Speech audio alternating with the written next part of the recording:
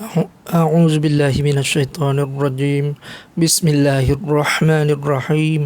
الحمد لله رب العالمين والصلاة والسلام على أشرف الأنبياء والمرسلين وعلى آله وصحبه أجمعين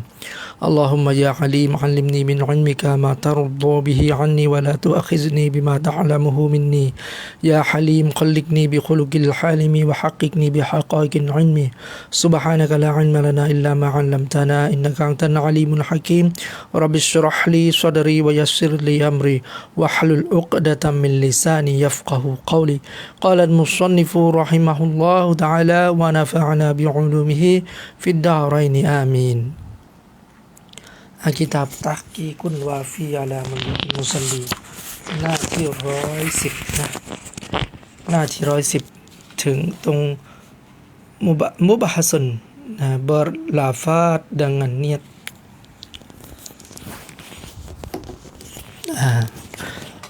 ก็จะว่ากันด้วยเรื่อง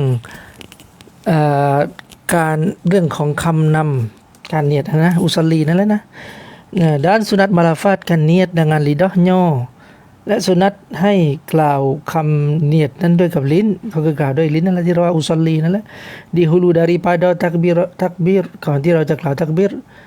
dan menyebutkan bilang-bilang rakaat และกล่าวจำนวนของรากาตที่เราจะทำdan menyebutkan adaan atau qadaan นะและกล่าวคำที่บอกว่าเรานั้นจะทำในเวลาหรือว่าทำเป็นกอฎอละหมาดนั้นนะdan mengidafatkan bagi Allah Ta'ala และให้พาดพิงการกระทำการละหมาดนั้นไปยังอัลลอฮ์นะมาดูเลข1ที่หน้า110นั้นตรงที่บอกว่ามาลาฟาตสุนัตมาลาฟาตเนียดdengan lidahนั้นเลข1ข้างล่างmasalah berlafaz dengan niat itu telah khilaf para ulama 4 mazhab เรื่องของการกล่าวคำเนียดเนี่ยนะมันมีความคิดเห็นที่แตกต่างกันในบรรดาอุลามะของ4มัซฮับนั้นatas beberapa pendapat ไปได้หนทางหลายหนทางด้วยกันjumhur al-fuqaha daripada Hanafiyah dan Syafi'iyah dan Hanabilah berpendapat bahwa berlafaz dengan niat itu adalah sunat นะตามjumhur ulama fiqh นะของมัซฮับฮานาฟีมัซฮับชาฟีและมัซฮับฮัมบาลีนั้นนะ berpendapatมีทัศนะว่า bahwa berlafaz dengan niat itu adalah sunat นะก็คือการกล่าวคำเนียดนั้นนะเป็นสุนัตนะ akan tetapi fuqaha Malikiyah mereka berpendapat bahwasanya berlafaz dengan niat itu harus นะแต่ถ้าว่าตามอุลามะฟิกของมัซฮับมาลิกีนั้นมีทัศนะว่าแท้จริงแล้วการกล่าวคำนำเนียดนั้นharus nah tetapi yang terlebih aula bahwa ditinggalkan berlafaz dengan niat pada ibadat solah atau lainnya แต่ว่านะyang terlebih aula ที่ดีกว่านั้นก็คือมีทัศนะว่า harus ละนะแต่ว่าที่ดีกว่านั่นก็คือ ditinggalkan berlafaz dengan niat ก็คือให้ละทิ้งนะการกล่าวคำเนียดนั้น pada ibadat salah ในการทำละหมาดหรือว่าอิบาดัตอื่นๆkecuali mereka yang berwiswas ยกเว้นแต่คนที่มีปัญหาเรื่องการวิสวัสมีความลังเลในใจนั่นแหละว่าเนียดได้เนียดไม่ได้เนียดติดเนียดไม่ติดนั้น maka disunatkan baginya berlafaz dengan niat ดังนั้นก็ให้สุนัตสำหรับเขาและให้เขากล่าวนำเนียดนั้นsupaya hilang daripada kasamaran เพื่อที่จะให้หายจากความสงสัยของเขานั่นแหละนะ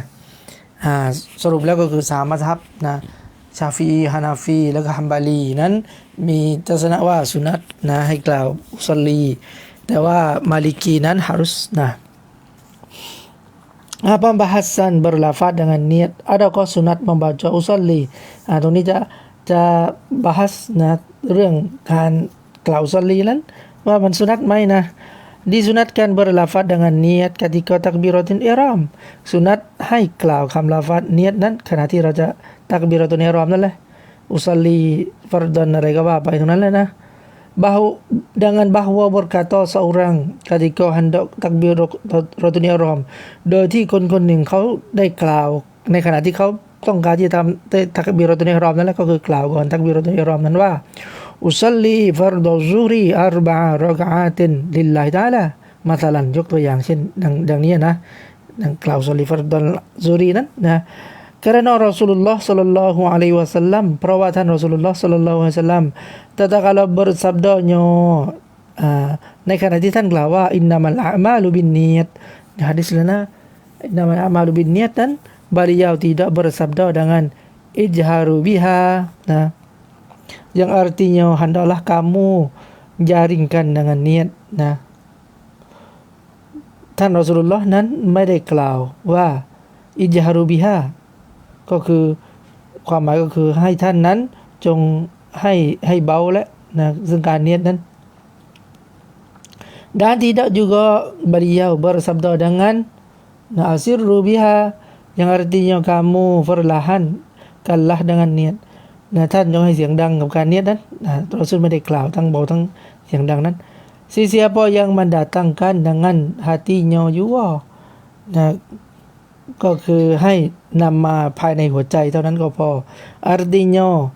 menghadirkan niat dan mensilakan niat ketika takbiratul ihram นั้น dengan hatinya นะก็คือให้เกิดปรากฏhadir การเนียดนั้นหรือว่าเตรียมการสำหรับการเนียดนั้น ketika takbiratul ihram ในขณะที่ takbiratul ihram นั้น dengan hatinya ด้วยกับหัวใจเท่านั้น serta tidak bertutur dengan niat โดยที่ไม่ต้องกล่าวคำนี้นั้นออกมาทางปากนะ maka terjadi dan sahlah salahnya ดังนั้นการละหมาดของเขานั้นก็ถือว่าใช้ได้แล้วแหละนะ dan siapa yang melebihi demikian artinya berlafaz niat dengan lidahnya และใครก็ตามที่เขานั้นได้ทำให้เกินขึ้นมาก็คือการที่เขานั้นกล่าวด้วยกับลิ้นกล่าวคำนำนี้ด้วยกับลิ้นนั้น maka salahnya adalah sah juga ดังนั้นละหมาดของเขานั้นก็ถือว่าใช้ได้เช่นกันนะ di samping itu juga dia sudah melakukan dan mendatangkan dengan niat นะก็ถือว่าเขานั้นได้ทำการเนียดนะและได้นำมาซึ่งการเนียดแล้ว dan sini kami menyalahkan kaum Wahabi ataupun Salafi pada perkataan mereka itu ณจุดนี้ข้าพเจ้านั้นมีความเห็นที่แตกต่างกับกลุ่มวะฮาบีหรือว่ากลุ่มซาลาฟีนั้นในคำกล่าวของพวกเขาที่ว่า bahwa berlafaz dengan itu termasuk di dalam perkara bid'ah yang dicelokkan pada syara' โดยกลุ่มวะฮาบีนั้นกล่าวว่าการกล่าวเนียดในการกล่าวอุซอลีนั่นแหละเข้าอยู่ภายใต้บรรดาสิ่งที่ถูกเป็นบิดอะห์ที่ถูกตำหนิในทางชะเราะห์นะmacam manakah berlafaz dengan niat itu termasuk dalam perkara bid'ah เหตุใดกันเล่าที่การกล่าวนำคำเนียดนั้นจะเข้าอยู่ภายใต้การบิดอะห์อันนี้เป็นคำถามของบาบารอชิดีและท่านผู้เขียน sedangkan Rasulullah sallallahu alaihi wasallam pernah berlafaz dengan niat pada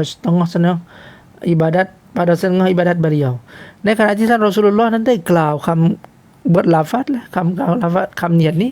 ในอิบาดัตบางอย่างของท่านนั้น setengah daripadanya ส่วนหนึ่งนั้นก็คือperkataan Rasulullah sallallahu alaihi wasallam ก็คือคำกล่าวของท่านรอซูลุลลอฮ์ sallallahu alaihi wasallam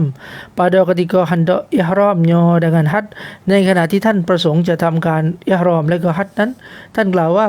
ลับบัยกะบิอุมเราะตินวะฮัจญินนะหะดีษริวายะห์มุสลิมนะ dan setengah daripadanya bahwa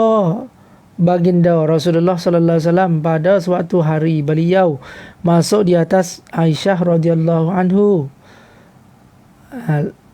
lalu bersabda hal indakum syai'un artinya adakah ada sesuatu di sisi kamu lalu Aisyah menjawab tiada ya Rasulullah maka sabdanya fa innani idzan shaimun yang artinya sesungguhnya aku ketika itu aku berpuasa.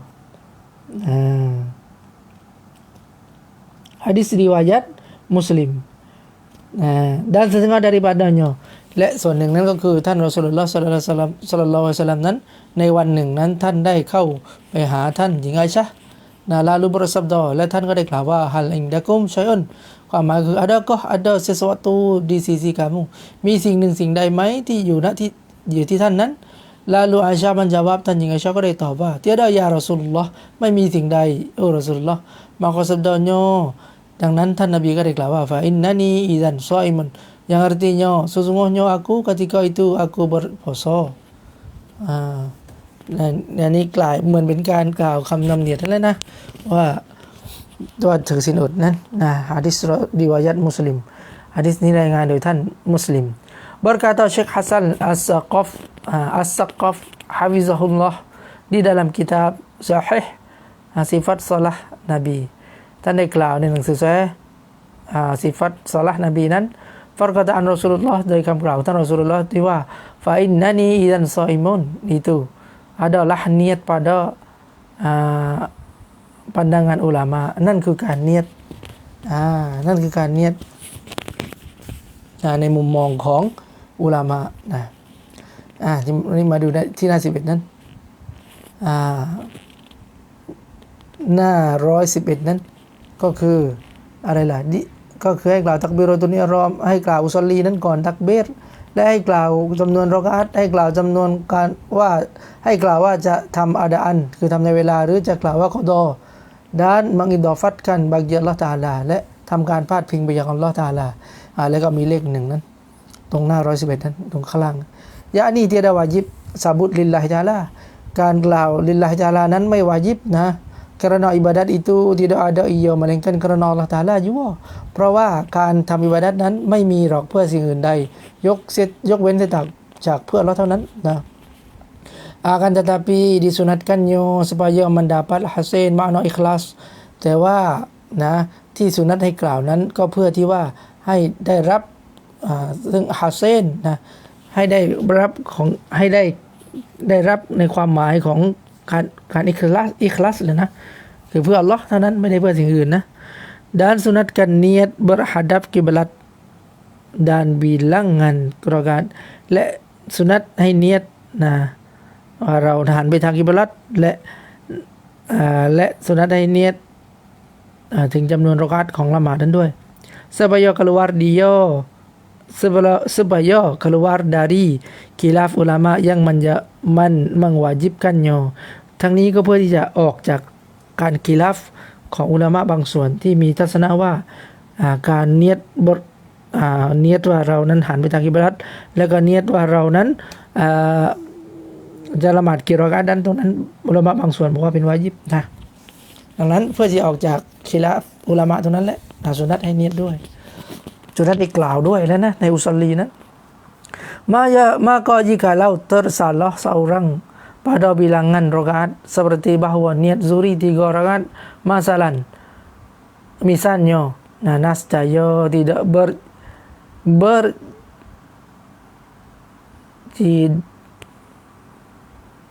tidak bernyayo sembahyangnya seperti mana disunatkan qada niat keadaan dan qada wallahu ta'ala alam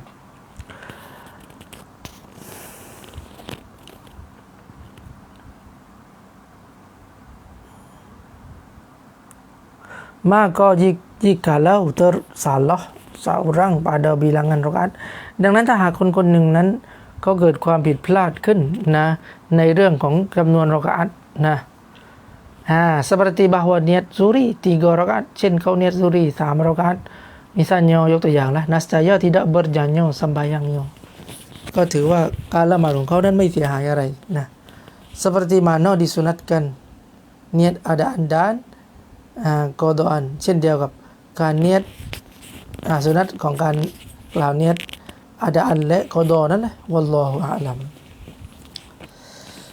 seperti katanya usalli fardhu zuhri 4 rakaatin ada lillahi ta'ala เช่นกล่าว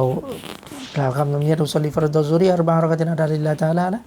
เลข2นะข้างล่างนั้น jika berkata seorang insyaallah dengan hatinya atau dengan lidahnya kemudian daripada niat maka padanya tafsir ถ้าหากว่าเขานั้นได้กล่าวว่าอินชาอัลลอฮ์นะโดยกล่าวด้วยหัวใจหรือกล่าวด้วยลิ้นกล่าวในใจหรือกล่าวด้วยลิ้นนั้นหลังจากที่เขากล่าวอุซอลีนั้นจบแล้วนะmaka padanya tafsir ในเรื่องนี้นั้น มีทัศนะที่ต้องแยกแยะออกนะคือต้องแยกแยะนะเป็นกรณีไปก็คือjika dikasatkan tabarruk dan berlaku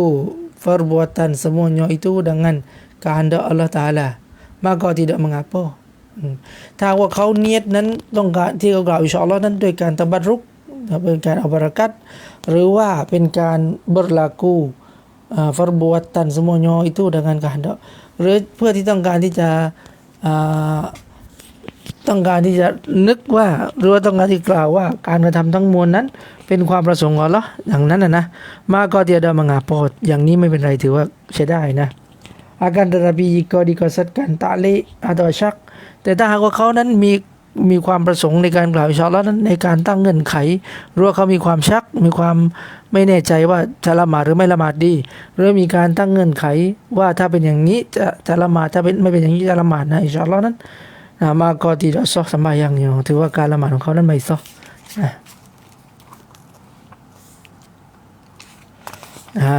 นะatau salasa pada maghrib atau rakaataini pada subuh เอาเท่านั้นก่อน wallahu a'lam